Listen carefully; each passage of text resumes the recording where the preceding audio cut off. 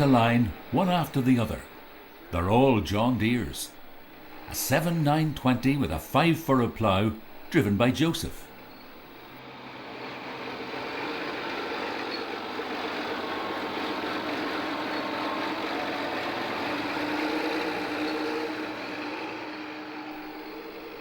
A 7810 next, with a 4-furrow plough, driven by Desi.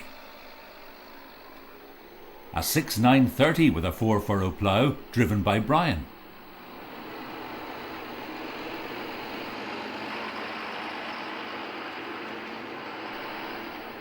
Trevor is in a 7530 with another 5-furrow plough.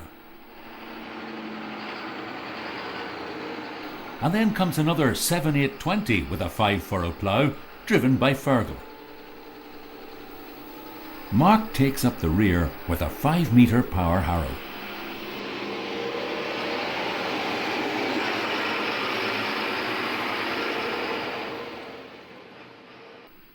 All the tractors, 5 in a row now, head into the field and follow in line, making a total of 23 furrows in each pass.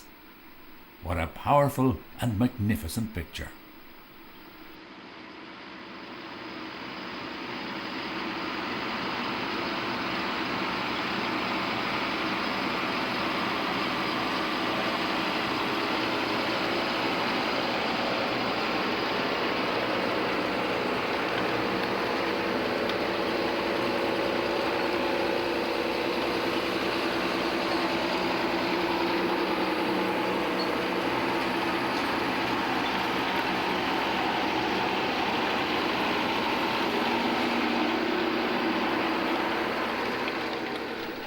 Desi, a man who worships his John Deere, stays at the rear to make sure every furrow is ploughed.